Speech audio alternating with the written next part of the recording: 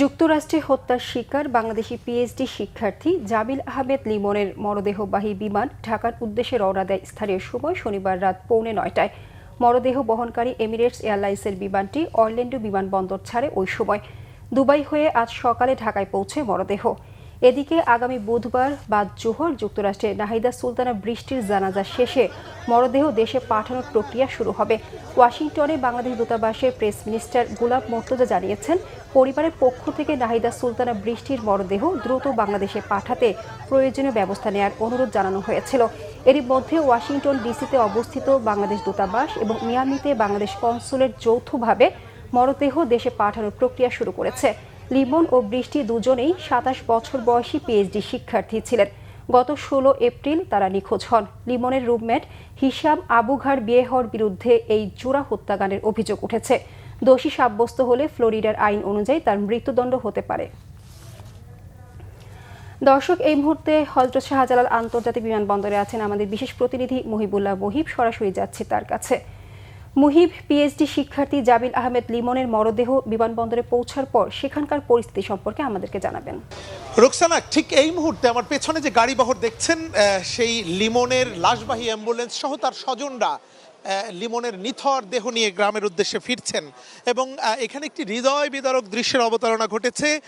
তার বাবা, তার দাদি, তার নানি এবং তার মা, একই সঙ্গে তার পরিবারের অন্যান্য সদস্যরা, তারা কিন্তু লিমনের লাশ গ্রহণ করেছেন এবং এখানে কান্নায় ভেঙে পড়েছেন এবং লাশ হস্তান্তরের পর ঠিক এই মুহূর্তে তাদের গ্রামের বাড়ির উদ্দেশ্যে তারা এখান থেকে রওনা দিয়েছেন।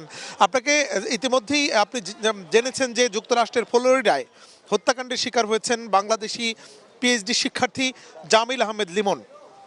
তার মরদেহটি মূলত বাংলাদেশি সময় সকাল 8:45 এসে পৌঁছায় এবং ইতিমধ্যেই সেই লাশ হস্তান্তরের সকল কার্যক্রম সম্পন্ন হয়েছে। আপনি জানেন যে বিশেষ করে ফ্লোরিডার টাম্পা এলাকায় একটি জলাশয় থেকে লিমনের খণ্ডিত লাশ উদ্ধার করা হয়েছিল।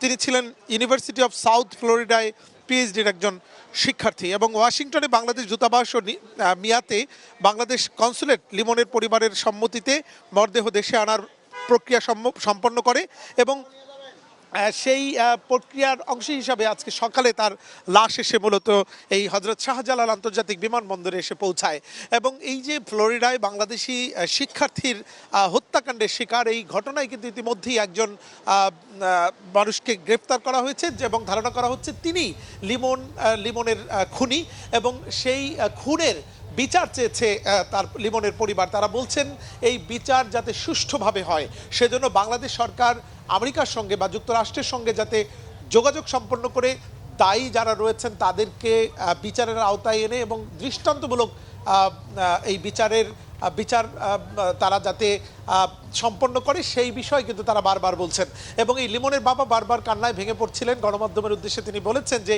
এরকম কোনো মানুষ যাতে বিদেশে পড়তে গিয়ে পিএইচডি করতে গিয়ে একজন মেধাবী শিক্ষার্থী তার সন্তানের যে মৃত্যু, এর মধ্য দিয়ে কিন্তু তিনি বলছেন যে তার পরিবারটি ক্ষতিগ্রস্ত শুধু হয়নি, বাংলাদেশ ক্ষতিগ্রস্ত হয়েছে এবং ভবিষ্যতে এইসব শিক্ষার্থীদের যাতে নিরাপত্তা নিশ্চিতে সরকার তাদের জায়গা থেকে দায়িত্ব পালন করে সেই বিষয়ে তিনি কথা বলেছেন। তো এই ছিল রুকসানা আমার কাছে বিমানবন্দর থেকে লিমনের লাশ হস্তান্তরের সার্বিক পরিস্থিতির তথ্য।